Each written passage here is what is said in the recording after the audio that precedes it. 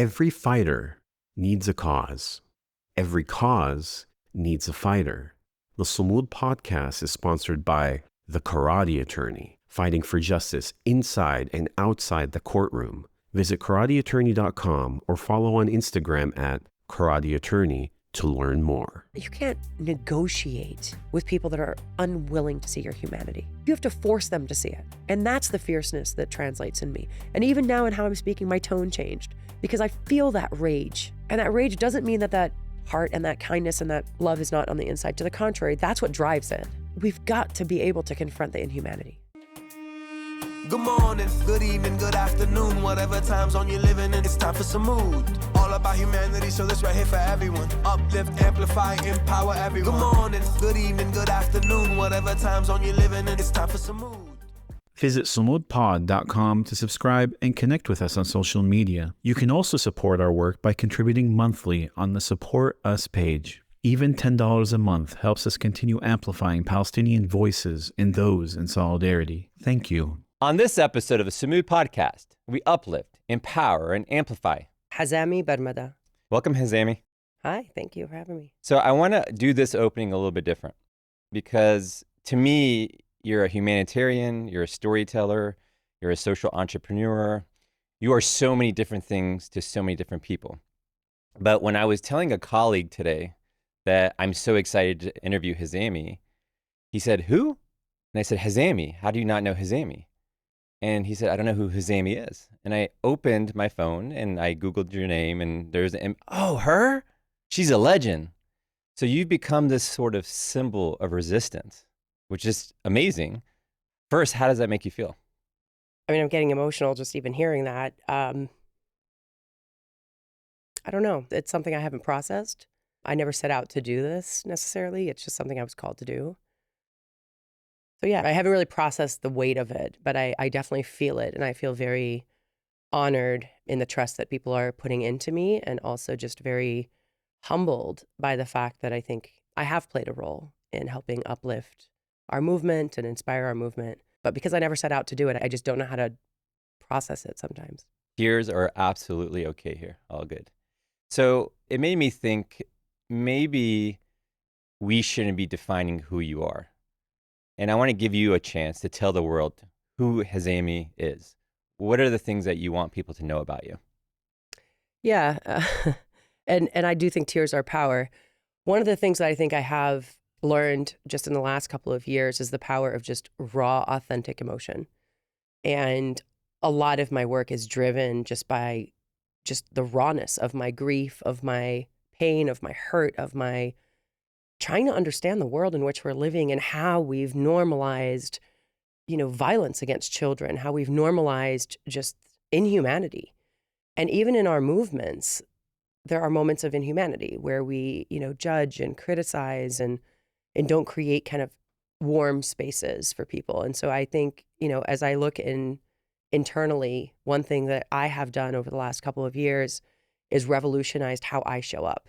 And really trying to marry kind of how I feel on the inside and how I think with how I live in the world and act in the world. And I think for a lot of people, there's that disconnect where you feel a certain way or you define yourself a certain way, but then the world defines you. And we're stuck in that space of likability politics or wanting to be accepted or trying to find a space for yourself. And I think, what I have done in the last couple of years is just shed that. I've shed that by just simply listening to my intuition, something that we don't do a lot, just trusting yourself, not feeling like you have to justify it to anybody. And that is so liberating, but it's also scary. Yeah. It's scary because you don't know what's next and you just kind of live in the day and by the day. And that in and of itself is so beautiful and so empowering for me because I go to sleep at night feeling like I've done what I can do to be a decent person and to be, a role model to my son and to make my parents and my community proud. And that's all I can do. And I think that, lifting that expectation off of myself of what do I need to be for other people has allowed me to kind of redefine myself in a way that I can't put words to. Like, it's so weird. I literally deleted my email signature because it used to have titles. I don't even know how to define myself. Like, am I an activist? To some people, yes. Am I a human rights person? To some people, yes. I'm so many of these labels, yet I'm all of those things and none of those things. And it's humbling. Yeah. Especially as someone who came from like industries where, you know, I am a Harvard graduate. I have worked in big institutions. I've had CEO titles. I've had director titles. None of that matters when you're confronting inhumanity. None of it matters. And none of it should matter. But we live in a society where it does. And part of what I'm doing is, I think, redefining that to myself and the community that I'm involved with. What message would you give the younger Hazami, say 15-year-old Hazami? What message would you give her? Trust yourself. Trust yourself. And trust in yourself. Because I think, you know, we live in a world where people constantly project onto you, whether it's your family, whether it's your community, institutions, media, marketing, you know, we project onto people what we need them to be. And we operate from a place of always feeling lesser than, or feeling like you always have to prove something to somebody. And I see that around me all the time. I see that actually in the most successful people I know.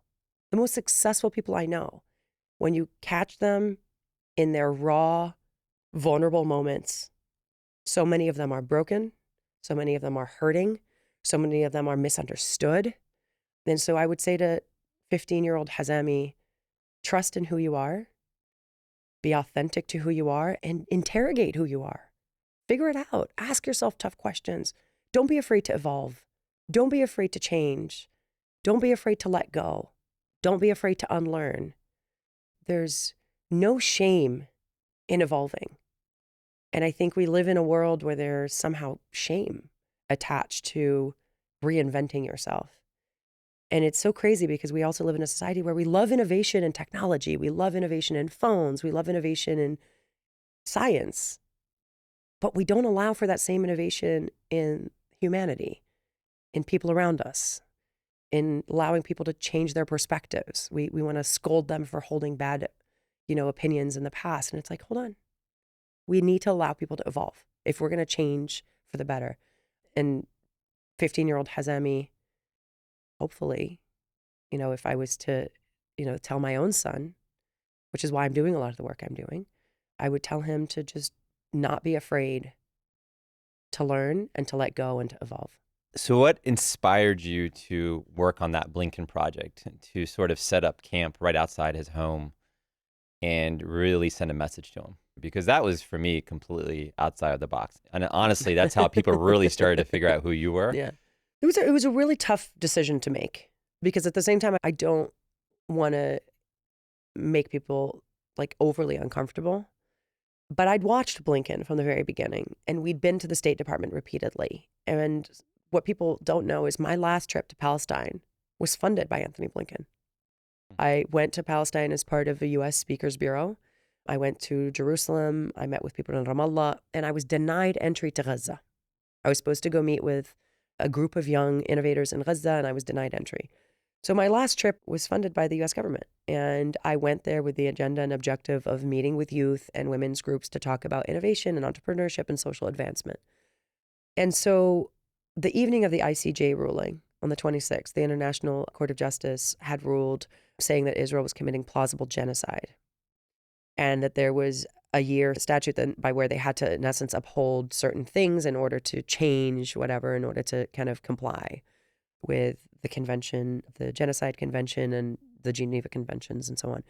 I, in that moment, felt like Blinken needs to say something, because the statements that had come out of the State Department were just absolutely offensive to anyone with a brain. Yeah. Massively offensive. And so we'd been at the State Department day after day after day. We'd been at these institutions. And I finally said, Gaza is being annihilated in their homes. People have nowhere to go. They're living in tents that were flooding at the time. I don't know if you remember January 2024, all these tents, all these videos of all this mud and all these tents. Like, I'm just going to have to confront him. So we went to his home. We'd been there to do pop-up protests before. We went with a group of people, small group of people with, a few tents, and I had no idea what was going to happen. I had no idea what was going to happen. I'd studied the property lines. I actually found out that Blinken's home is in violation of Arlington Code. It actually extends over their property line, and they weren't paying extra taxes. So that is something people need to file a complaint against. But as I started to kind of evaluate this area, I was like, this is public property. We have every right to be here. We pay taxes. We need to be able to do it. His security team came out. They were flabbergasted. They were like, "What are you doing? You have no right to be here. What are you doing?" And so we just talked to them. I'm like, "Oh, we're just camping on the side of the road." And they were like, "What? Oh." And so I showed them all the rules and regulations that said that this was public space and you could camp as long as you adhere to these policies and whatever. And I'm like, "I'm just enjoying a campsite. We have a campsite here." And so they didn't know how to handle us. It was really funny. We have all this on video. They were like, negotiating with us about where we could and couldn't set up our tents. And it was great because we were on both sides of the road. So we ended up occupying the entire area in front of his actual home and his mailbox. And so every time the doors opened and closed, his security would have to come and ask us to please move, or please move your chairs, or please whatever. So we had a pretty cordial relationship with his security team. The fact that you did so much homework and research before you did that's awesome. Yeah. And part of it is I just wanted to understand, why do people not do certain protests? There's some very ambiguous rules and regulations, and I think most people just don't know how to navigate it. And fun fact, that was used against me in court. In one of our court filings, someone actually said against me, they were like, "She's such a smart and savvy protester that she knows the boundary of First Amendment." And I'm like, thank you. Thank you for acknowledging that I'm smart and savvy and know how to do things legally. So it's so interesting because they were mad that I was still within the legal threshold because they want me not to be. Right. And that's so interesting because the media and so many institutions have constantly told me, like, they want me to cross that line. I'm like, no, you want me to cross the line because you want me to be scapegoated and branded as who you want me to be. I'm not going to give you that. I'm not going to give you that. So the Blinken encampment was supposed to be a weekend, and it grew and grew and grew and grew. And then we were sleeping on the side of the road. It was scary. I'm not going to sugarcoat this one bit. That is a main highway. Our tents were literally less than a foot from the road. And when we were sleeping, all I could imagine the first couple of days was a Zionist who's going to drive his car and just literally run over all of us. That's all I could imagine for days on end. I will say Arlington Police Department was very, very cooperative and helpful. And they came in and installed barriers, concrete barriers, to at least create a protective layer. And the chief literally told me, he said, "I can't sleep at night knowing you guys are out here." And so they installed a barrier for us. And so that made us feel much safer, and also kind of built our camp in a more established way. And because of that, it eventually got raided 6 months later to the day. We know also that we were raided because of the Anti-Defamation League. When you say raided, just for the audience, what does that mean? Oh, it was horrendous. There was a few of us. I was personally not there because we were actually in court for another case. And so we believe they raided us on the exact same day because they knew, because we had sued them for saying that we had to dismantle our camp because it was a violation of First Amendment rights. So we had a court case that day. And they came with 150 riot gear, head to toe, guns drawn. But who's they? The government? Virginia State Police. Yeah, they actually overrode Arlington. Okay. So that was part of the lawsuit. They decided that because the Anti-Defamation League, which is a super racist organization under the management of Greenblatt, they had been in touch with the State Department and got the governor and the district attorney of Virginia involved, a state attorney of Virginia, and they decided that they wanted to remove us for safety violations. And so we sued them because there was zero incidents of any safety violations. In the 6 months we were there, we had calculated that there was millions of cars, and we had the actual data, not one incident of violence, not one sound violation, because we were very particular. Sound ordinance starts at a certain time at 7 a.m., and you can't make any noise past 9 a.m. So we would scream. And then it was actually part of my videos that went viral. We did this thing called primal screams, where we would just scream our guts out. And then exactly at 9 a.m., I'd say, "See you tomorrow, you war criminal." That became part of the thing that people looked forward to. And then we had this thing in the morning where we would say, "Wakey, wakey, war criminal."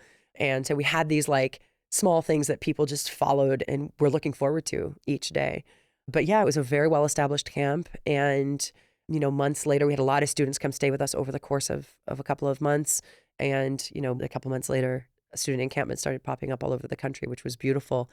Believe we inspired, a lot of them. But it was just fascinating how we'd kind of established a community. We'd have teach-ins and film screenings, and we built a living room area, and we had a bathroom tent. We had a kitchen area. We had no food waste. There was a local farm that we would give all the scraps to. We would donate extra food to local unhoused communities in the DC area. We had, restrictions around health and safety, around not provoking people, not being provoked. So it was a very beautiful community that built, and people would just drive by and stop and join us. So if Blinken were still the Secretary of State and was still living there, could you still have the encampment, or they still said no? No, so that's why we sued them. Okay. Our court case against them was made moot because of Blinken. So Blinken came in and said that we were a national security threat, and they rezoned the area in front of his house as federal property. Let that sink in. Federal property. They rezoned the area, saying it was a security and safety bubble. And so Biden, we know that there was very high level conversations in the White House about us with the Security Council and various other stuff. And yeah, they decided to rezone it. And then part of why they did that was they wanted to buy time until the end of his term. And now that he's a private citizen, the rules changed quite a bit with regards to being able to protest him. So why aren't we doing the same thing with Marco Rubio? So no one knows where he lives. So a lot of the interesting thing with the Trump administration is they're much more hard to capture. Like Stephen Miller has been protested repeatedly, and there is now litigation around those things. I mean, there was just a recent article that came out about, them trying to now criminalize this type of protest.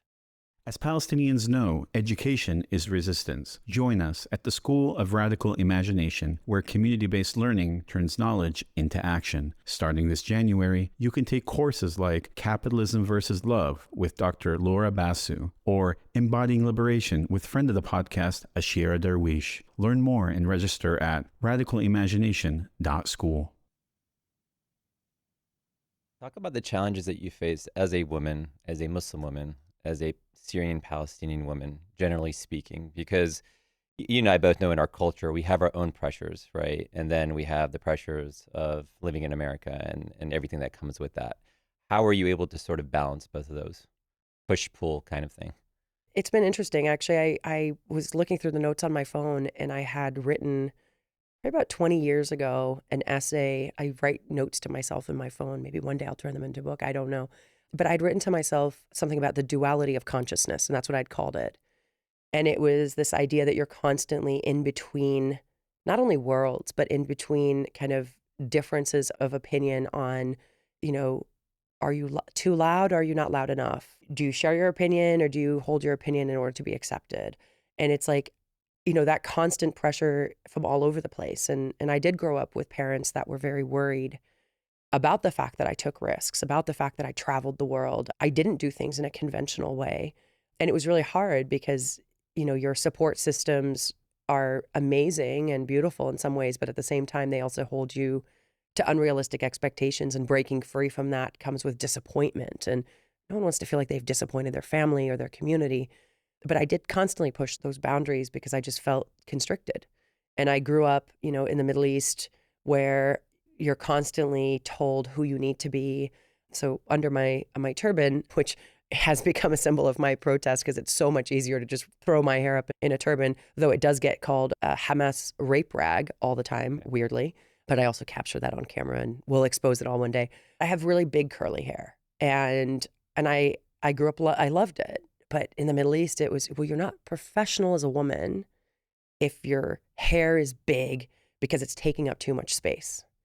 And this is a society where so many women have curly hair, yet you're told to constantly hide it or straighten it. And that really troubled me growing up. The identity crisis of, well, this is who I am. Why do I constantly have to chip away at that in order to be loved or to be received? And even when it came to, when men don't like curly hair, I just wanted to tell my aunts, like, you have no damn idea, but it's just so interesting, right? It's this idea of like how you show up, in a way defines how you're received. And so it was a big struggle for me growing up in the Middle East, where I felt like individuality was not something that I was able to explore. But then when I moved to the States, it was a whole nother level of projection onto women and onto Muslims on how to be acceptable and what that looks like. And so, I think growing up in general, regardless of where people are from, we're living in a society and a world that wants to constantly tell us who to be. And yet no one knows what that is. And so it's like you're constantly just telling people they're not good enough, not good enough, not good enough. And you're chipping away at who they are, but then there's no space for, holding you once you're chipped away at. I don't know if that necessarily answered your question, but I do want to say, one of the things that I think has really helped me is being able to step back and try to understand where that projection comes from, where that desire to control and make safe spaces for women comes from. Because I do think it comes from good places, but I also think it comes with a lot of baggage on what it means to be an Arab, what it means to be Muslim, what it means to feel like you have to be a face of a community all the time.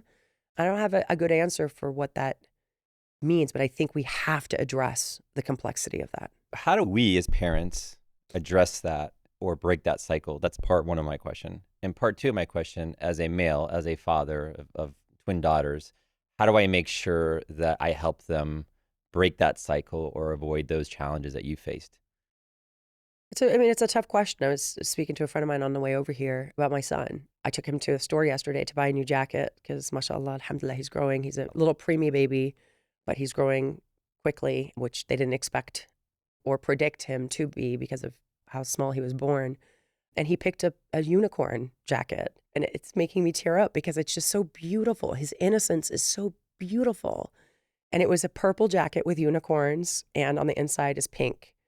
And he's like, Mommy, I want this jacket. And, I just looked at him and I said, that's a beautiful jacket, Kaden.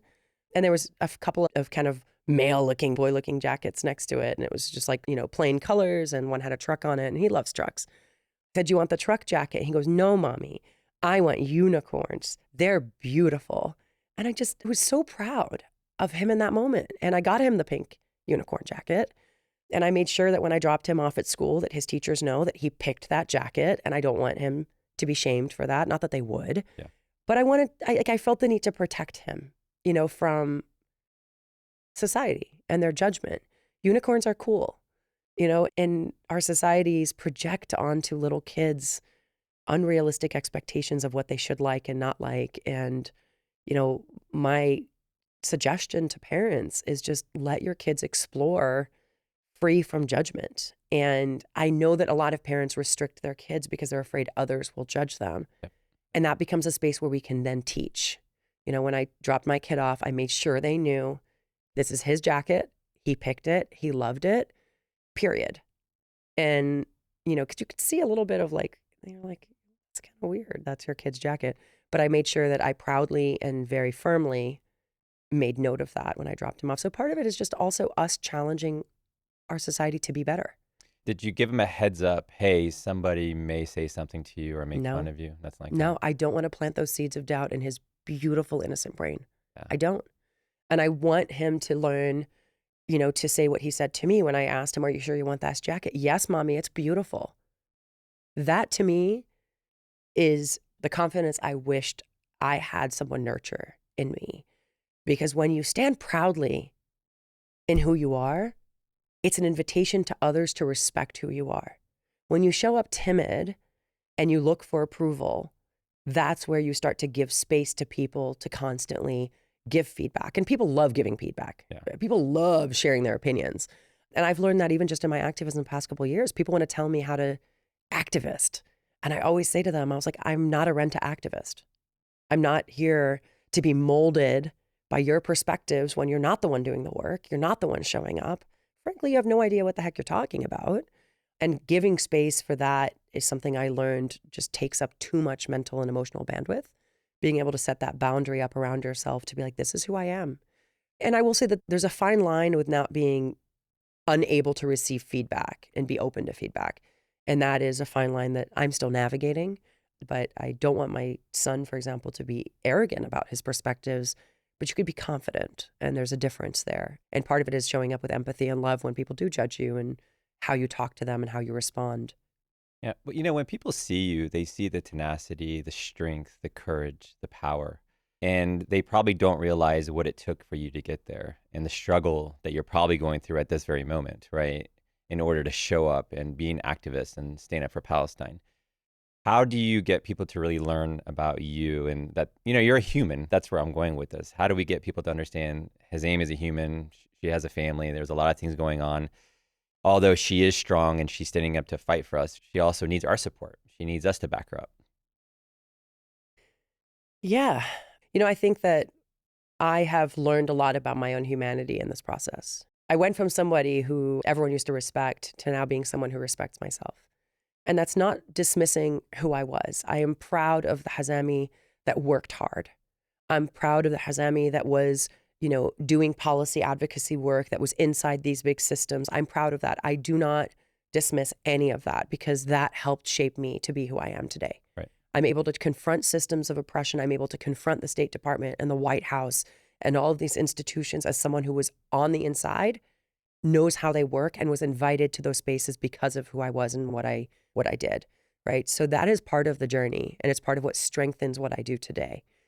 On the other hand, the human evolution process of just stepping into your vulnerability and stepping into your emotion is something that I hadn't done as authentically as I have now.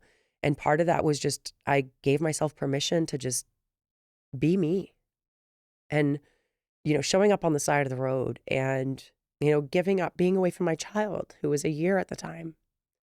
I wasn't doing it to prove anything to anybody. And that's what was different. That was what was so powerful, was for the first time in my life, I was showing up because I was called to do it. Because my heart, my mind, my God, my commitment to my mother, all aligned. And to be there in those moments and to be assaulted over and over and insulted and harassed and ridiculed. I'm crying about it now, not because I'm sad about it. I'm actually, for the first time, so insanely proud of myself and so insanely in tune with who I am and what I am. And part of that is I am an emotional person. I'm an empath, a big empath. I would not do the work I do if I wasn't so deeply feeling for the mothers of Gaza, so deeply feeling for the fathers of Gaza, the grandparents, my own grandparents who were exiled. And that level of radical love and radical self-connection, I feel whole. But behind that is then the human emotion of the fear. I changed my son's school. My son was doxxed. A year and a half old, photos of him circulating on the internet. And I used to use social media to share pictures of my son because my family's all over the world. I'm a refugee family. My family is scattered. My Syrian family is scattered because of the Syria, conflict. And then my Palestinian family is refugeed all over the world. So it was a place for me to share of myself and stay connected to my family. And that has been weaponized against me. And so I've had to change just how I perceive security and safety in some ways. But on the other hand, it's going to be really weird to say, but if I die doing this work, I'm okay. I know my son has an amazing father. I know my son has a family that will love him. And again, that feeling of just contentment and that feeling of just, oneness. I've always struggled with faith and spirituality. And for the first time in my life, I feel so grounded in the meaning of faith and what that means to qada qadar, do what you can and let God do the rest. Right. And part of that was just interrogating my own humanity and what it means to live authentically, to not have regrets on my deathbed, to hopefully, inshallah, have my son look at pictures of me doing this type of work and him be proud of it. And I know he will be. Because I'm doing this in big part for kids like him, that look like him, to give them opportunities that he has. But yeah, I never would have imagined being kicked. Again, I went from being in all these fancy, glamorous places where I was with heads of states and, my podcast interviewed heads of states. And it's I went from that to months later putting my head on a filthy DC sidewalk with rats and spit and human feces. And it's okay. That was not below me. It's not below me. It shouldn't be below anybody. If we can evoke human feeling in other people to care a little bit more about the world in which we're living, it should not be below us. Because if our goal is changing the world for the better, we have to be able to meet the world where it's at and do what's needed to build the empathy needed to inspire that change. You can't lecture that away. You can't talk that. You have to be that. And so it's not below me to put my head on a sidewalk. Yeah, but having a gun pulled on me, no one can tell you what that feels like until you're in that moment. And that was scary. Yeah, you've been attacked several times. The gun was pulled on you. I think you've been in the hospital possibly a few times, if I'm not mistaken, as well. How did your family react to this violence towards you and the gun being pulled on you? Because obviously you have so many loved ones around you, right? How do they react to all of that? I downplay oftentimes the emotional turmoil of this activism and whatever else I'm doing. And there's two reasons for it. Number one is I don't want that to be the story. I think for a lot of people, activism is about the aha moment of, look what happened to me. And I struggle with that. I struggle with that because I'm not the story. Palestine is. And I struggle with that because I don't want to center myself. So a lot of people see our activism and don't even know it's me behind it because I'm either in a mask or I'm off camera, but they'll see like, oh yeah, all this amazing stuff is happening in DC. And I've always said from the beginning, I'm not the center. It's our community that's willing to show up. It's the work that we're doing. And Palestine is the center. Gaza is the center. But that also has created a situation where I also like hide a little bit of the violence that we experience because I don't want it to deter people from doing activism because it's not all the time. And we've been doing activism for 750 some days at this point, literally day in and day out, sometimes 24/7 encampments that lasted for 6 months. That was 182 days of nonstop 24/7 encampments in 2 locations. And so you're talking about like collectively hundreds and hundreds of thousands of hours of activism, of showing up in the streets, of confronting this. And so, yes, I have been assaulted. I think it's 56 times at this point, physically assaulted. I've been spit on. I've had guns pulled on me. I've been harassed. I've been, followed, sued, doxxed, all of it. And I haven't talked about most of it. And the few times that it has been exposed is because I've been like on live. Like when the gun was pulled on me, I was actually on a live video. And you could hear my real, I screamed and ran. I didn't even know how to react in those moments. Like I literally was begging him. I was like, please don't, please don't, please don't. This was in DC? It was in DC. It was in Georgetown. And I didn't know how I was going to react in that moment. People are like, you're going to get up front and confront it. I didn't confront it. I ran away. And I'm not ashamed of it. I ran away because it's not okay. And I thought about my son. And I was like, I want to go home to my son. And it's not okay. I didn't make a big deal about that. And I actually ended up removing the video off the internet because I didn't want that to be a story. It does break my heart for where we are as a society. It breaks my heart for where we are as a community. It breaks my heart for where we are as a country, where gun violence robs children in schools, like constantly. It's not a one-off thing.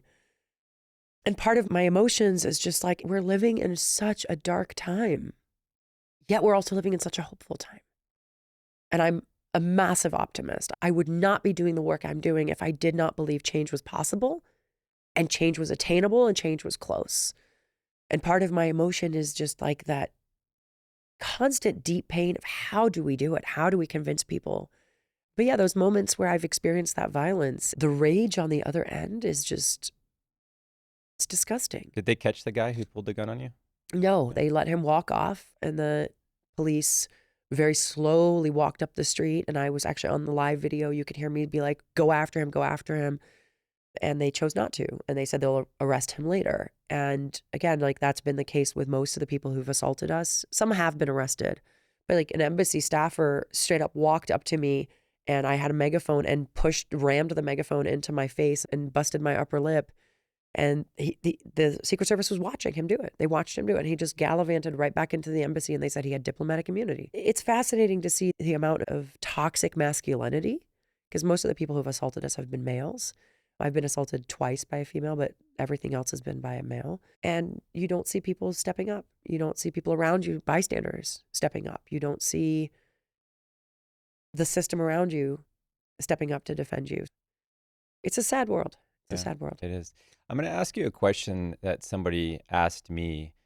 And when they asked me, they were sincere about it, but it also frustrated me quite a bit. And the question was, Ed, why can't you just be normal?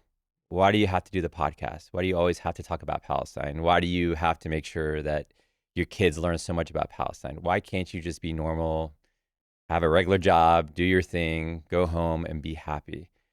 And my only response, I'm usually pretty quick with my responses. My only response was really, you're just telling me that you're not normal. How are you not stepping up? And by the way, this is a Palestinian too. So why aren't you stepping up? Why aren't you doing anything? So I'm going to ask you the question, Hazami. Why can't you just be normal? Just be an everyday American and enjoy your life?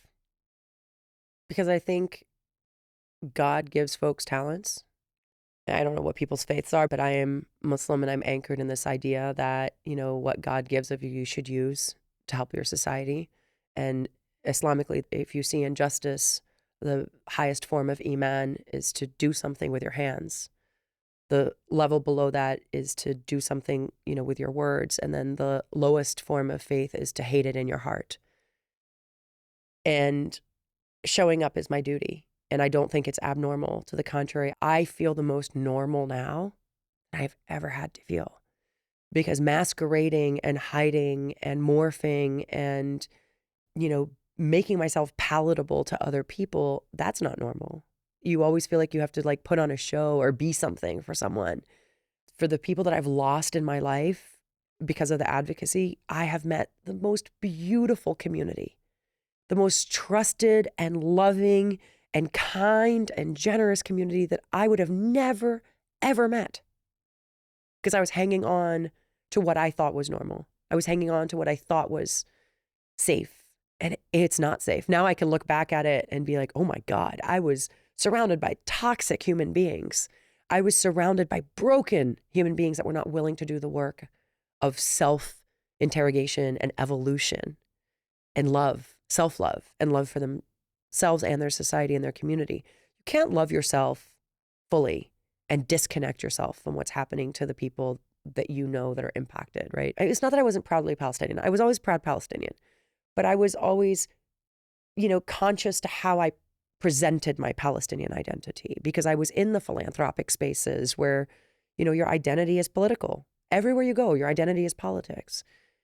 And I always wanted to not have to deal with that. And now it's like, no, let's deal with it. Not only is my identity going to be known to you, but I'm going to wear it everywhere I go. I'm going to wear this hatta. I'm going to have henna. I'm wearing my grandmother's ring from Palestine, who is older than the state of Israel. This ring is older than the state of Israel. The Zionist entity that is a colonial state. All of that. I'm walking around now just confronting it in a way that makes other people uncomfortable because I should have never had to be uncomfortable. I should have never had to be uncomfortable. And part of my power now, part of my perseverance, my grit, is in a way compensating for the fact that for so long I chipped away at that. I allowed myself to be in a space where others made me feel like I chipped away. And I'm not going to blame them, I'm blaming myself. Because if enough of us speak truth to power and confront it, then we're going to change it. I'll say something though that I think is very important. For me, it's really important that our community or my work is anchored in love and in grace for communities to evolve. And I say that because I think so often we want to portray protesters and pro-Palestine people as abrasive and angry and rageful. And there is space for that. There is. And there's validity to it. I'm not dissing it at all. But there's also space for communities of love that then embrace people who can change or help people figure out how to adapt and how to evolve and how to think differently. And that requires a different level of commitment. And it requires us giving of our emotional selves because it's a lot easier to show up as an angry person. Yeah. It really is. It's very easy to just walk around and be like, fuck you, I don't agree with you, screw you, I'm going to call you out, I'm going to whatever. But calling in is a lot harder than calling out. And calling in is where you have to then be willing to work with people to change. And I'm proud of the community we've built here in Washington. We have about 2,000 some people that have joined us, many of whom say, and I'm very proud of this, Ed, very proud of it, that they didn't have a space to question Zionism and they didn't have a safe space to evolve. And these are some of our most fearless activists today. They're people that came into our space that didn't feel judged, that felt like we were there to handhold them through a change process. And then when they were willing to do the work publicly and lose their friends and lose their families, they've lost their families. Their families. We were able to create a safe space for them to be part of a community, to feel loved. If they lose their jobs, we're going to help you try to find a job. If you get sued, we're going to help connect you to attorneys. We've created a community. And I hope more people can create communities for evolution. There's people that want to change, and we've got to allow them to do it. And we've got to give them a space that's loving and that's going to help feed their soul, because the soul is all we've got. It's truly all we've got. You keep talking about love and community, but I often wonder, has our community gone through so much trauma that we just don't know how to love? We don't know how to trust. We don't know how to support each other. Do you find that to be the case as well? Yes and no. Yes and no. I find that there are people that are really wedded to the scarcity mindset. And I empathize with it. Define that for the audience. So scarcity mindset of like, you're living in a world that like you always need to seek things or get things. Like you feel like there's always a competition built into stuff. It's not a growth mindset, right? A growth mindset is one where you see opportunity and potential. And I understand why our people feel that way, because we have been colonized. We, grew up in societies like Palestinians have been in the diaspora for, decades at this point, and, don't have the ability to go home, don't have the capacity to deal with some of the emotional, like, how do you deal with the level of images and violence and dehumanization of Palestinians constantly, day after day after day, and not just with this genocide. October 6th, October 5th, October 4th, October 3rd, all the way back to 77 plus years and 100, years before that. We've been traumatized. We've been colonized. We have dictatorships that make it scary to speak out, that make protesting, difficult, that disappears people. I mean, I know people that have been disappeared in Syria. We don't know anything about them. I don't know anything about them. It's scary. And we come here and we carry that fear in our hearts and in our minds and in our souls, and we carry it and we can't let go of it. But in order to do better, we have to accept that. We have to accept that. We have to accept that this is the hand we've been dealt, but the world is full of potential and opportunity. And our role should be, how do you get the rest of the world to flip? And that is where, love can be radical and should be radical. And this work is hard, but this work needs to be anchored in human emotion. I'll never forget what I said to the Secretary General at the UN when I was leaving my last post as coordinator for the World Humanitarian Summit. I was unable to bring 2 refugees that worked for me in our secretariat office, in my office in New York City. I couldn't take them to the summit, which was in Istanbul, Turkey, because of visas. And I literally was told by somebody in his office to pick my political battles. And when I had an opportunity to speak with him, the Secretary General at the time, Ban Ki-moon, later, I said to him, in the process of serving humanity, we've lost our own. And I wrote that down. And I left my job, shortly thereafter. And I went and I started a nonprofit. My tagline was unlocking human potential to change the world. The potential is there. The innovation is there. The capacity is there. But we haven't really anchored in the emotion of what it takes to actually evolve, which is tough, right? It requires people to let go, to shed, to change who they are, to change their orientation towards the world, to interrogate the beliefs they once held dear, like Zionism. It's a deeply held belief, right? To get someone to change, you've got to get them to interrogate the inner sense of their being. And that comes with a cost to them, right? Losing your family, losing your community, being ostracized, being judged, being shamed. And that's all hard to deal with. And so a lot of people choose not to. And so I say radical love. It's how I define myself. Others won't. They see me protesting and they're like, oh, she's fierce. She's all these things. But the most fierce people I've ever met are some of the most empathetic and deeply wounded people I've ever met.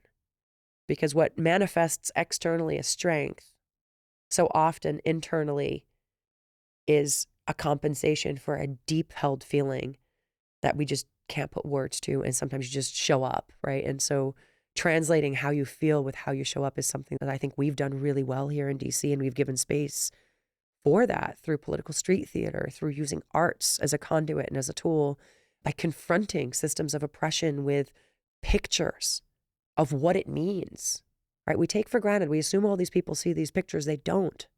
We live in an echo chamber. So when I show up with photos of mutilated Palestinian kids and I say, this is what you support, it stirs a different thing in somebody than just simply being like, free Palestine. Okay, what does that mean? What does that mean? It's an ambiguous term that to most people means nothing. And actually to most Americans, especially in the city, when they hear it, it means that you want to eradicate Israel, right? And that's where their mind immediately goes. And you're like, hold on. Free Palestine means this, right? It means stopping children being mutilated. It stopped dehumanizing kids. It means so many things way before you even talk about a colonial project. Talk about Palestine. Start with that. Figure out, like, who are these children? Why is it okay to mutilate them? So instead of allowing to take us to that space, that theoretical space, I'm keeping them down here in the human space of looking at a Palestinian child and tell me to my face, you support this. Tell me to my face that if this was your child, you would not be up in arms. And it stirs people a whole nother way. And you have to be willing to be able to accept the vitriol that comes. And it's okay. I have a book title for you then. Radical Love. I think there's probably a book. I'm sure there's a book that's called Radical Love. It doesn't have Hazami on it, though. The author's not Hazami. Yeah. It doesn't count. So maybe you should think about that. You know, I was going through your career a little bit, but I couldn't help but read some of the work that you did at Rhodes College. So we know that you went to Georgetown and obviously Harvard, but before that, your undergrad at Rhodes College. You did a study called The Power of Media Representations, the Generalization and Vilification of Arabs. And then you did something called Java Jargon, I believe. Am I saying it correct?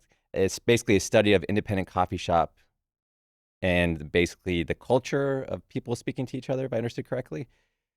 You always had this sort of edge to push the envelope or study different people or see how people work together or whether there would be inequities or whatever it may be. And you talk about radical love. I believe that coffee study that you did, let's just call it that, that was part of radical love because you're teaching us how people engage with one another over a cup of coffee. What gave you the inspiration to do that at such a young age? I think this is like 2005 or 2006, if I'm not mistaken. Mm-hmm. Yeah, I mean, I actually defaulted into anthropology and sociology on accident. And that was part of the research that I was doing. When I moved to the US, it was right before 9/11. And I was in Mississippi as someone who was perceived to be, ambiguous ethnically. So no one knew I was an Arab. No one knew I was Muslim. And so I was just, a kid. No one knew how to categorize me. And so they thought I was part Black because of my hair. And so I just kind of leaned into it. And I was just really curious with how people received me based on who they thought I was. And then I, didn't know that was a school of study. I had no idea because in the Middle East, humanities isn't something that we talk about. It's like you become a doctor, an engineer. It's all very technical in nature. And so this idea of humanities was something that was new to me. And I saw just how 9/11, what was happening, and people were being, scapegoated, and the media was portraying Arabs in a certain way. And I was like, no, that's not true. And I found myself having to try to explain to my classmates what it was like to grow up in Syria, what it was like to be in the Middle East. As I was doing that, that was in high school. I went to college and my professor was like, you're really good at trying to connect dots and understand cultures and communities. Why don't you consider studying sociology and anthropology? And I was like, oh, what's that? And so literally one professor's conversation with me led me into that field of study, which really changed the way I think about the world. The study of the coffee shop, it's simply being able to be an observer to like an ethnography in essence, which is what that was, is you're sitting there trying to be neutral, trying to observe the world around you and how it interacts and how people show up and why they show up that way and what drives them to show up that way. And so it's asking questions and it's trying to truly understand how culture is built and how we are part of building the culture. So often we talk about culture as a thing that's over there and we are part of it, which is, again, when I talk about radical love and shifting society, we are part of the society we're trying to shift. And so how do we see ourselves as an instrumental part of that and understand our role in that shifting demographic and that shifting reality? And so those ethnographies were really fascinating because it was for the first time I learned what it meant to sit there and just watch and document. And then you start to develop trends, you start to see patterns. And you try to kind of keep yourself out of it. So you don't try to project your own assumptions onto it. And that study really helped really shape the way I started to think about how people show up, what it means to actually nurture change in society, what it means to develop safe spaces, to have that. And what really changed also my life was Hurricane Katrina, which happened right at that time. And my family lost everything. And we were in Biloxi, Mississippi. All of our childhood memories were there, everything that we'd brought from Syria, all the photos I had. I had just convinced my dad to bring boxes of photos from our abandoned home in Syria, which we left. And we brought them. And this is before things were digital. And I lost all my childhood pictures, and I lost a lot of my childhood memories. And that changed my life too, because I was able to see injustice in the United States. And I was able to see systematic failure of governments, but I also saw people stepping up. Yeah, but what gave you the courage? I mean, focusing on Arabs specifically 4 or 5 years after 9/11, that took courage. That was risky on your part. What gave you that motivation or even the courage to do that? I think just, again, piloting into Mississippi, I didn't come to New York, D.C., all these, but I came to the South. I felt the need to kind of give people a perspective that they didn't have. And I didn't feel like people were racist because they simply were racist. It's simply they were racist because they didn't know, right? It was naivete. It was ignorance. And I actually use that line a lot when I do protests here, where I say, that Israel preys on the ignorance of the American people, because I do believe that to be true. I think once people are aware and are educated and are able to engage in a meaningful way, I think it changes their orientation and their worldview. And I fundamentally believe that. And so doing the Arab work at the time was because I truly felt like I was misunderstood. And I felt like I had a space on national stage, because I did present that research. Actually, I was the only undergrad that presented at a graduate research symposium at the time. And it was also because the work I was doing was unique. And I was very passionate about it. My parents, did encourage us, to follow our dreams and to push academically. And so I was afforded various opportunities. And I always asked myself in those spaces, looking around as one of the only Arabs in the room, I never had a heavy foreign accent, even though I am an immigrant and I came here at an older age. But, it was a way for me to shock people. Like, I would say to people, like when they were saying racist things, I vividly remember this. In Mississippi, I was sitting with a group of people and they were very racist about Arabs. They kept calling them Arabs and those terrorists and those Arabs. And I was sitting with them and I was laughing with them at the beginning part just because I wanted to do the aha thing, right? So I let them go and let them go and let them go. And I looked at all of them and they knew me, decently well. And they didn't know that I was Arab up until, this moment. Because again, it wasn't something I walked around and was like, hey, by the way, I'm Arab. I turned around to them and I was like, boo. And they were like, how was that? And I'm like, are you scared?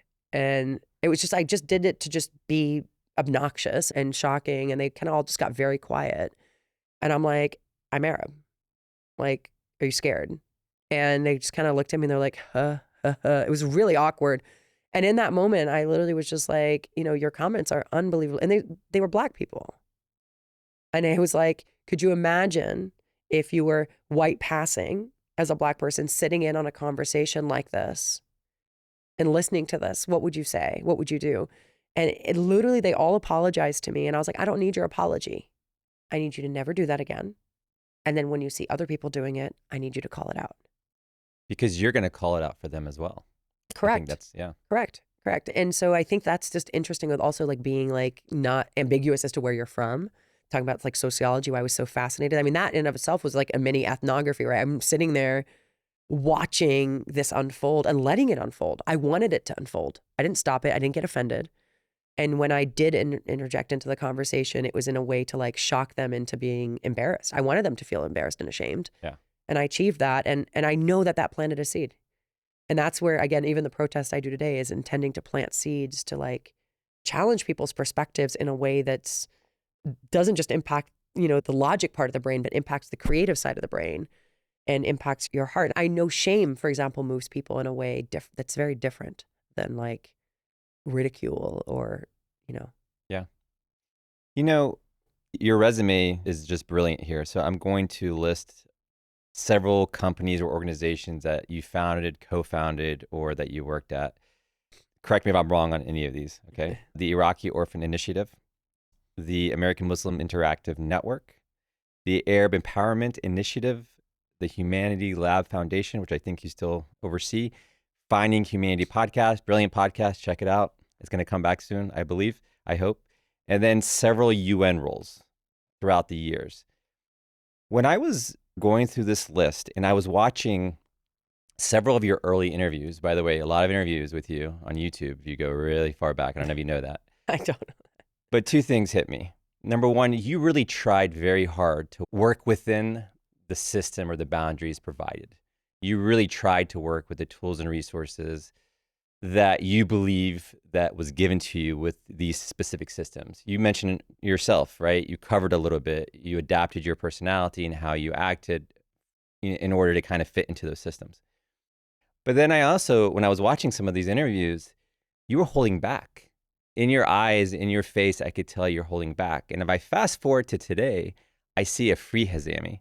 If I look back 15 years ago, I see a chained Hazami. Is that a fair explanation? Yeah, I mean, I think it is. Okay. Yeah, I say that I broke the mental shackles of my brain and that were in my brain.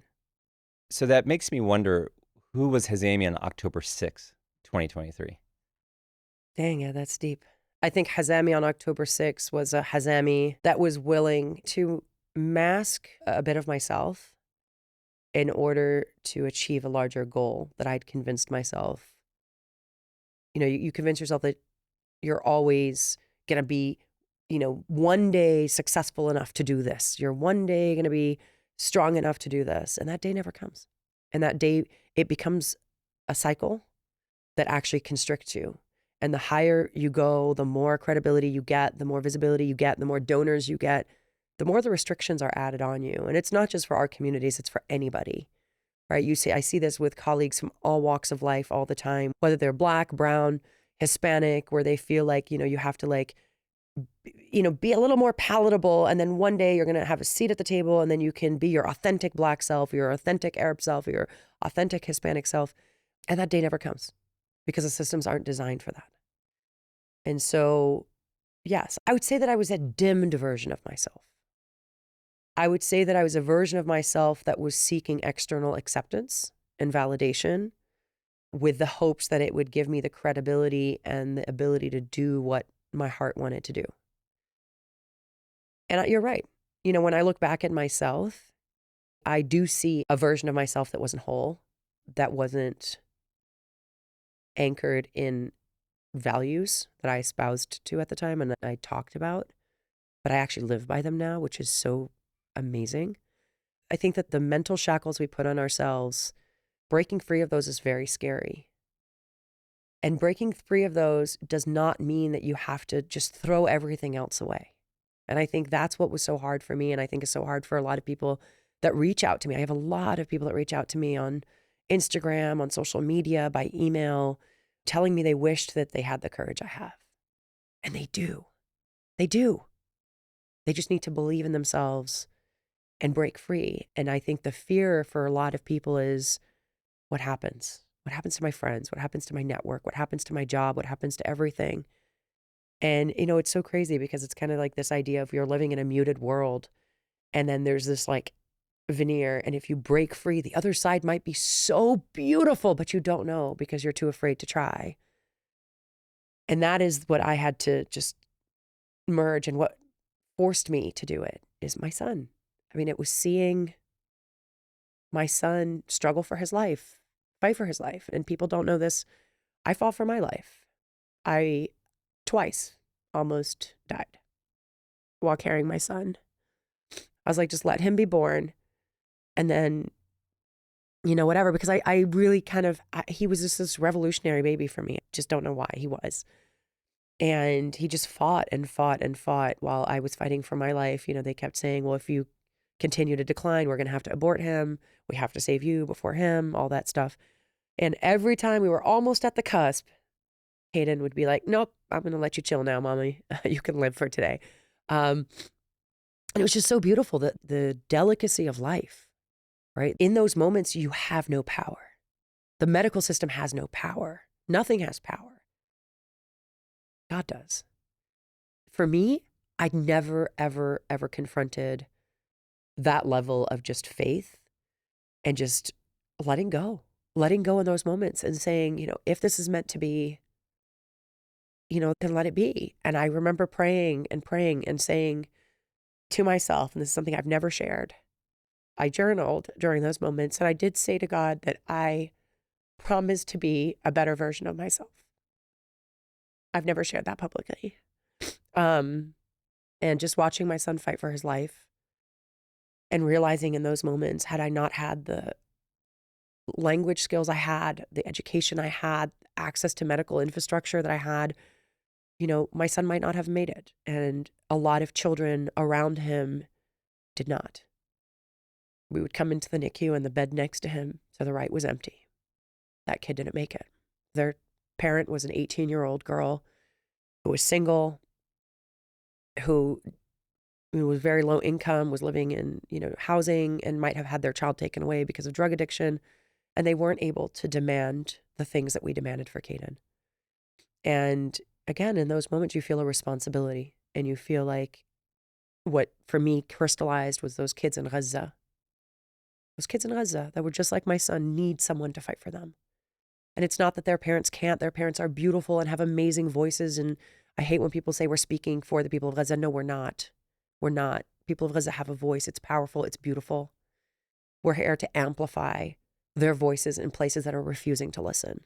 And so I see myself, very deeply connected to the mothers of Gaza. And I see myself as a conduit of that suffering, because I know, even though I'm not in Gaza, I know what it's like to be a mother looking at your child fighting for his life. I couldn't imagine being separated from my kid's NICU bed. Couldn't imagine that. The inhumanity of that. So that radicalized me in a way. It radicalized my heart to say, you can't negotiate with people that are unwilling to see your humanity. You have to force them to see it.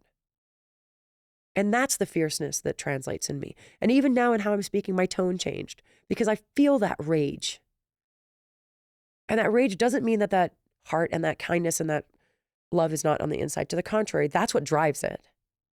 But how it comes out, we've got to be able to confront the inhumanity. I had in my notes here, Palestine freed her. But I guess your son freed you. It wasn't Palestine. Or are you going to say it's both possibly? Oh, interesting. I say Palestine freed me, but it might be my son. I don't know. Do you know how badass it is for him to grow up in 15, 20 years and realize who his mother is and what his mother has done for the Palestinian community? I hope he's proud. I can guarantee I'm proud of you, and you're not my mom, but the one picture I do want to frame of him, it's a picture when Anthony Blinken was coming back into his home. And again, God works in mysterious ways. The traffic was jammed and his gate wouldn't open. So he was stuck literally right here. And I was maybe 2 feet away from his vehicle. And I just was staring straight into his car, holding my son on my waist. I had my phone in my hand and I had a bottle of like the fake blood that we use. And I still don't know. I look back at that picture and I laugh. I'm like, how did I do all those things at one time? But I was just staring through his window and telling him, you are killing kids that look just like mine. You are killing kids that look like mine. And how can you do that? How can you kill kids? How can you authorize killing of kids? And I mean, he was stuck there for a good 90 seconds, which, if you're ever confronting someone, 90 seconds is a long time. Especially if Hazami's confronting you. Yeah, no, it was a long time. And in those moments, I was holding my son. He didn't know what was going on. The one thing I will say about that moment is my son was nuzzled into my chest and he was just so peaceful. Despite the fact that I was directing very strong emotions towards a man who is directly responsible for murdering Palestinians, children, mothers, fathers, grandparents, everybody. My son in that moment was just so at peace. And it was such a powerful moment for me because I imagine like this, lioness, like, if you look at the animal kingdom and you see these kids when their parents are like protecting them, the kids aren't afraid because they know the rage and the anger is not directed at them at all. And Caden felt safe. And that to me emotionally was such a beautiful moment. And I looked at him at one point and he was just so content and so sweet and so, It's like, go get him, mama. And it's Right. like, Yeah. here I am, feet away. And that picture was actually in Politico. It was the cover story of Politico. And they tried to smear me that day, actually. And I had to, contact their editors repeatedly because they said I was screaming at Anthony Blinken's children. First off, they were not in the car. Second of all, his children do not ride in government vehicles.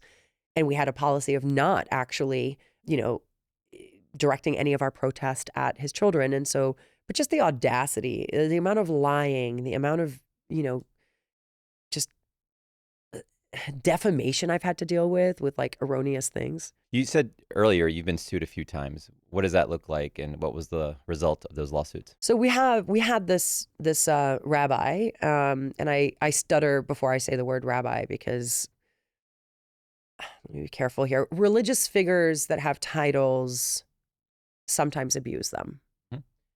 And we're seeing a lot of this. You're seeing where, in churches, people with titles of priest, et cetera, do inappropriate things with young boys. And Yep. you see that in, Muslim communities where there's that exploitation of that trust. Mhm. You see that with Jewish communities too. And so this is a man who repeatedly, in coordination with another group of people who are made up of ex-IOF soldiers here in the DC area, decided to start harassing us.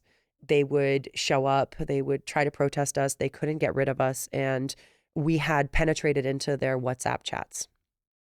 In these WhatsApp chats, there were death threats against me, massive doxing, saying that I needed to have a swastika carved into my forehead, I need to have my teeth broken, I need to be killed, I need all types of horrendous things. I'd reported this to the FBI at the time because I truly believe if the roles were reversed and there was any other community being talked about this way, it would have been taken very seriously.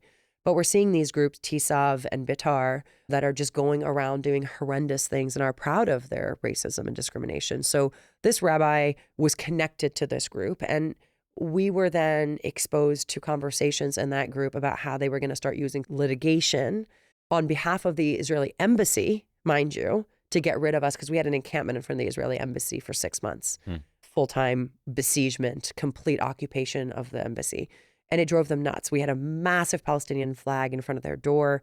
We had taken over the entire sidewalk, so fully surrounding their embassy, which also got rezoned.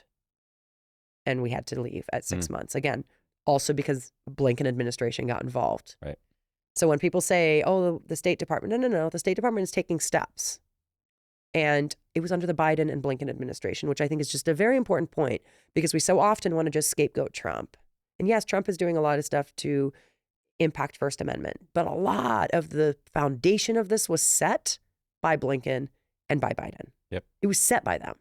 First Amendment was starting to be chipped away massively under the other administration, which then gave pathway to this administration. But the lawsuits themselves were frivolous lawsuits that were taken up against us in an attempt to silence our free speech and to get rid of us. And that was written in writing as part of these WhatsApp messages that we used also in court. So I got sued on 6 charges of assault and battery with sound, which does not exist. With sound. That's a new one. So I was holding a megaphone. This rabbi walks by repeatedly with a group of men, very intimidating, repeatedly walked by us a few times, documenting us. And we found out later that 2 of the people with him were his attorneys, which, by the way, you can't both be an attorney and a witness. So that's a whole nother thing. And they were recording us with Google Glasses. And they were mortified when we found this out because he was literally standing next to me, this man who was his attorney, and would look me up and down and like look all around. It was very intimidating when you're standing there in the moment and you're just like, what is this guy doing? Why is he standing so close to us? And we found out later that he was recording us to build this lawsuit. And so this rabbi walked up and down and said he was there to pray. He was definitely not there to pray. He walks up after he starts screaming, calling me wicked people. Someone in his group called me a Nazi bitch. They told me I belonged in a concentration camp. Just a lot of vitriol. And then he came and stood. I had a megaphone on and I had it on the whole time. I'd been standing there since 9 a.m. They came somewhat in the afternoon. He came right up to where I was and stopped, pulled something out of his pocket, stood like this and started rocking and reading. Mind you, he was facing a tree, not the embassy, the tree. And a couple of seconds, he turns back, he looks at the lawyer. He goes, "Did you get the video?" He said, "Yes." And then they walk off. A couple of weeks later, we get served the lawsuit. Hate crimes, saying that I was attempting to block his prayers. My God. My God. My God. The level of low, just scum. Yeah. Honestly. So that lawsuit filed in federal court in order to scapegoat the anti-SLAPP suit. So the anti-SLAPP suit means we would have been able to throw out the lawsuit on the grounds that you're using a lawsuit to curve our First Amendment. There's laws protecting that. Right. They filed it in federal court unintentionally, saying that we damaged his hearing.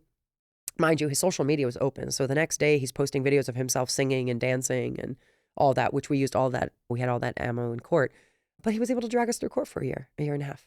And, you know, it's exhausting and it's financially draining. It's emotionally draining. Well, wait a minute. Why is it financially draining? Where is the community supporting you to make sure that you have the appropriate legal representation to fight these frivolous lawsuits? Yeah.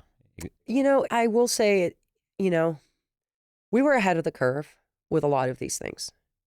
And I know a lot of the groups started to scramble to try to catch up. We reached out to a lot of major organizations and legal firms, and most of them said our cases were too complex. They wanted to take on black and white litigation. You know, taking on cases of immigration is straightforward. It's a lot more straightforward. Taking on cases of employment bias, straightforward. We were dealing with federal, State Department, Israeli embassy, interesting group of people that was considered a little more complex. We were told bluntly by some law firms that they take on cases that are easier to win and have a high impact ratio for the amount of pro bono hours to the amount of PR they can get out of them. It was very frustrating. I'm not going to lie to you. We found attorneys that were willing to take our case that were not specialized in it. And it was very moving because they were willing to do the research, to spend the time. And these were small mom and pop shop law firms. I mean, it was a one-person law firm. These were not the big firms that had research teams and staff. And these were lawyers that, one of them is Palestinian. There's two of them. And they went above and beyond and were the support system that we didn't have, and showed up for us time and time again. When we got falsely detained also and arrested, they showed up for us time and time again. And I'm indebted to them.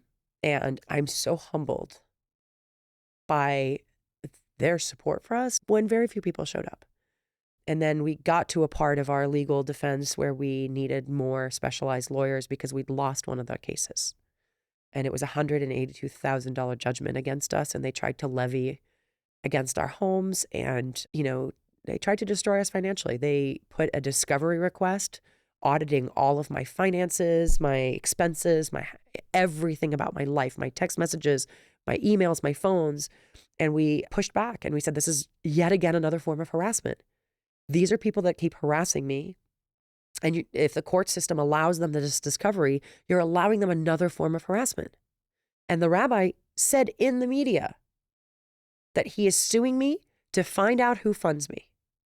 That is an exact quote, his own words in the media, which by definition is an abuse of court process. It's an abuse of the legal system. Abuse. Yeah. Yet his case was not tossed out. It continued. And this is ongoing litigation. We did win the federal case. Thank God. We won the federal case where he sued me for assault and battery by sound. And we are now seeing what we can do to try to recoup legal costs and various other things because it's not fair. It's not fair. There's a few ongoing cases, and the biggest one is the $182,000 judgment against us, myself and my co-protester, Atifa. And it is just absolutely unfair. Yeah. And we will fight that. And the fact that they are able to try to levy against our homes and our cars and our personal assets, it's nothing more than a circus, an attempt to silence us. They will not succeed, and they have not succeeded.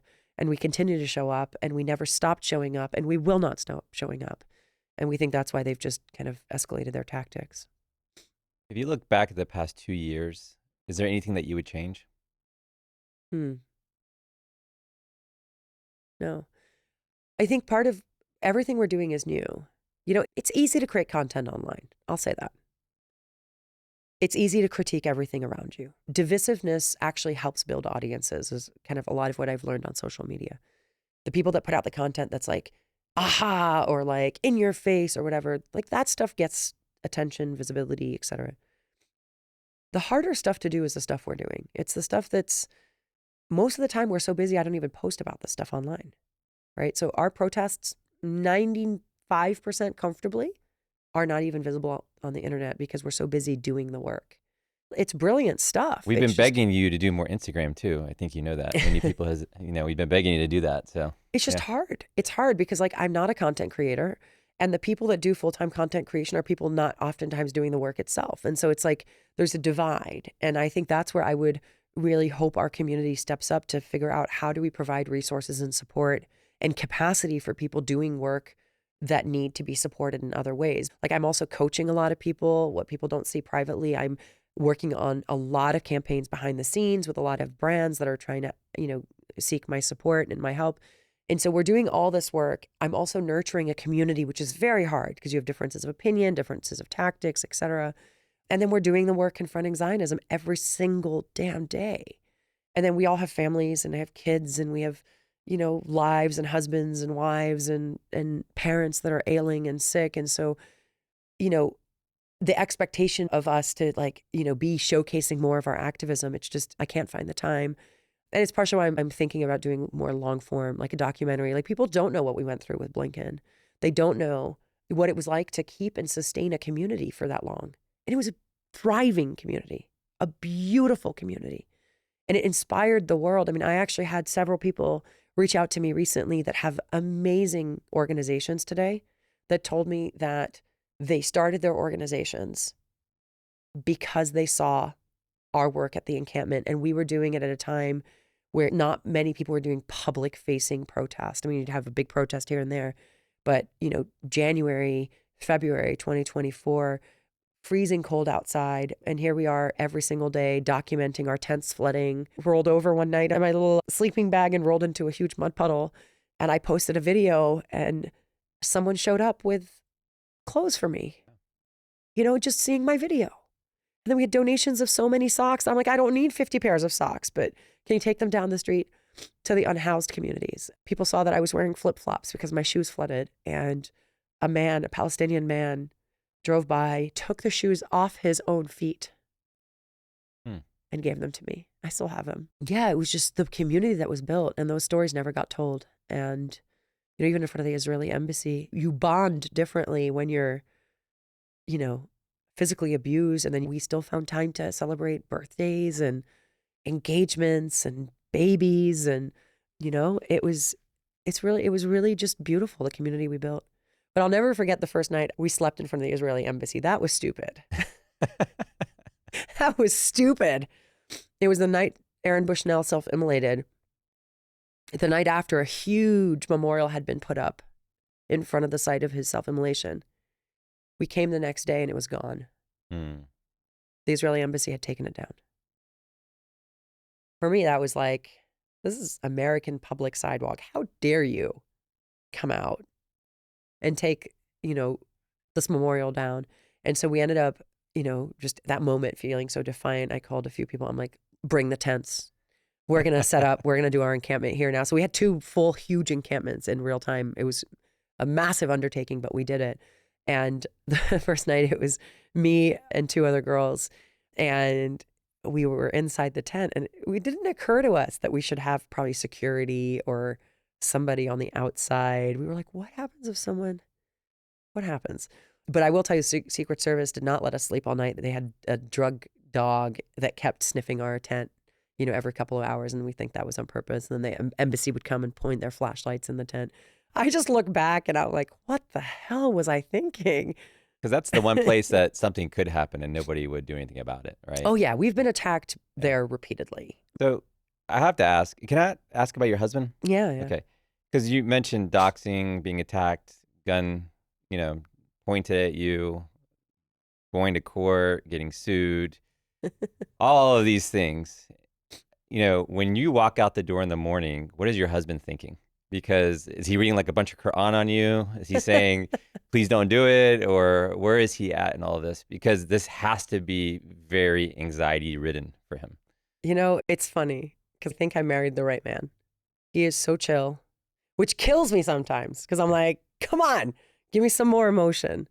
But had I had an emotional guy, it wouldn't have been possible. It wouldn't have worked. He said to me a few times he's proud, but he kind of stays a little more distant.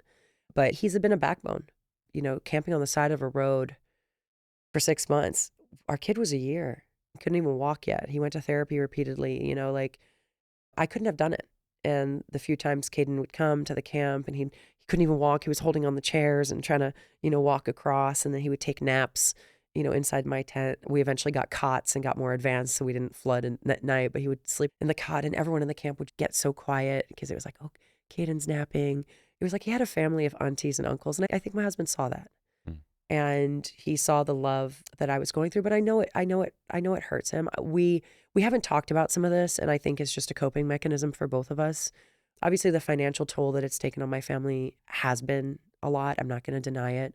Not only are we not making money, and I haven't made money for 2 years, but you spend a lot of money doing activism, and it's a big part of what the Zionists don't believe. They're like, she's got to have all this funding on the side, and it's like they don't believe that people are willing to give of themselves for this cause, and our community is willing to show up and donate supplies. But yeah, my husband has just been a very steady, calm force, and he just wants to kind of understand, obviously, the implications of stuff. So, he's involved in some of my legal meetings and that sort of thing, just to kind of get a sense of like, what are we dealing with? But obviously, we had to install cameras, we had to install safety systems. I had to do a check-in system, with people I love, of like what happens, who can go get Caden, my husband's unavailable, like the things you don't think you'd have to think through. That you do. And I even made a plan, like after that day with the gun, like if I get shot, what's the protocol? I had to put a plan in place. So shout out to your husband. Yeah, shout out to my husband, and also shout out to my network that I've met through this, because, they don't shame you for doing it. They don't say, oh, Hazami, you're a little kid, don't do it. Instead, they'll say, how can I show up for you and your little kid? Yeah. How can I show up for your husband? How can I show up for your family? What can I do for your mother? People pick up my parents in our community. People pick up my child sometimes. They'll get meals for us. I have a herniated disc. People show up and just offer me services. Like, our community, when given a chance to show up, can show up and will show up. And I just hope they show up more. And I'm saying our community is the community I've nurtured, not the larger community. The larger community, I will say, has been absent. The community I've nurtured has been radically changing for my life and changed my definition of what community means. Because we have Jewish people and agnostic people and Christian people and Afghan people and Iranian people and people that just are good people that have become the community that I was seeking, that I thought was the Arab and Muslim and Palestinian community. And it's not. It has not been that. It has been the community of, I go back to love. It's people that are willing to live their values and not just talk about them and not pontificate about them on the internet, but are willing to roll up their sleeves in the freezing cold of winter. Freezing cold. We'd have people bring us coffee and tea. And it was so crazy because we have videos. I literally have Instagram videos where I pour a cup of coffee. There was one night I took a screenshot, -13 degrees. We had poured hot tea and coffee and it was frozen. We had left it outside for like a little bit and it was frozen. And we have this videos where we were like, ooh, yummy hot tea. And we were drinking and it's like a complete ice block. But that was community. That's revolutionized and changed my life. And it's actually inspired me a lot because I think there's much more of that out there. So I'm going to reverse the rules for a second. Just a few more questions. What question did I not ask you that I should have asked? Do my job from here a little bit. I don't know. This stuff is kind of weird to talk about for me. I come from industries where you're scripted and you have talking points and you've figured it out and you've worked through it all. There's such a lack of ability to even do that. I mean, I'm leaving here, I'm going to a protest. Yeah. I'm thinking like it's going to be provocative. We're going to be dressed up and it's a Halloween. This Halloween, the horror Israel. Get it? I got it. Yeah. And so we have, us all dressed up in, very gruesome ways. And then we have signs that say the horror Israel, the terror Israel, the barbarism Israel. And, I'm anticipating how many people are going to hit us today. You did the Statue of Liberty too, I right? did. Yeah, I remember that. That was pretty crazy. That was scary. Okay. And we've done the Statue of Liberty a few times, but I've never walked in an audience that big. Gotcha. So I was Lady Liberty 4th of July, walking through an audience of tens of thousands of people in the National Mall as the sun was setting. And everyone's sitting there drinking, whatever they're doing. And we're walking. I was leashed and shackled and had 2 people dressed as IOF soldiers that were berating me and saying things like, you work for me. Who do you work for? And I'd say America. And they'd be like, no, bitch. They'd be like, no, you work for me. Say it. You work for Israel. And we were intentionally doing that to provoke people to start thinking. Right. Because the Statue of Liberty is such an icon. It's this icon of freedom, this beacon of hope, this beacon of like this, this proud statue standing there. And then you start to see the control Israel has in this country and Zionism has in this country. So it makes you question, like, what do American values of liberty and justice and freedom mean, right? And that's under attack. And we believe that's under attack because Zionism is controlling so much of this country. And so exposing that in this way, it was pretty scary because people got very riled up. They got very uncomfortable. The best part, though, was they kind of engulfed us. At one point, I did get a bit scared because there was no cops in sight. And so this could have turned into like a mob very quickly. And it did at some point feel like that. But they kind of created this like group around us and they were chanting, USA, USA, USA, as if, exactly.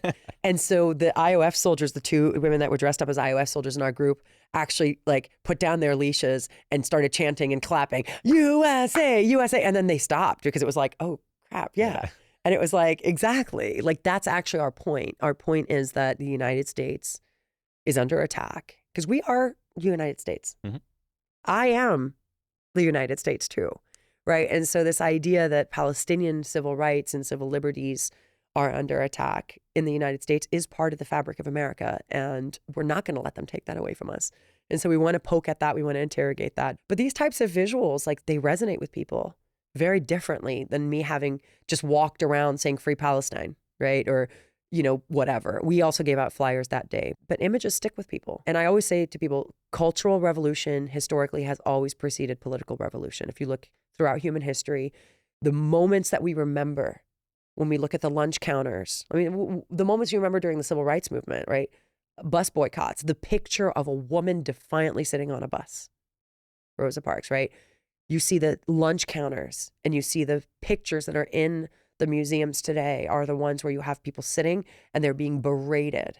And we're recreating a lot of that for our movement because we want to show how controlled, manipulated, and how aggressive Zionism actually is in this country and what it looks like, how it manifests. And so we have ample photos of people like doing signs like this to me, or like videos of someone saying, I'm holding up a sign saying Palestinian children need to live. And then they say, no, all of them need to die. All of them are terrorists. I'm like, yeah, say more. Say more on camera. Say more. Because that is what history will remember. Totally agree. I have one last question for you. Maybe tough, but I have a ton of respect for you. I mean, if you didn't know that, I hope you know that for sure now.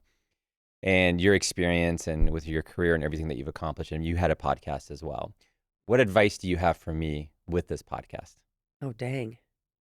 Drawing parallels between the Palestinian experience and the larger, broader American experience, I think they're constantly trying to other us. And one of the things that the content is doing really well these days, and I think just like in general, content creation in our communities is relatively new, is drawing connection points and getting people to understand that our experiences are not other. They're very American. Our desires for democracy and justice and peace are based on American ideals and values. I mean, I actually say openly all the time, I cannot do what I do in Syria or in Palestine. I can't, right?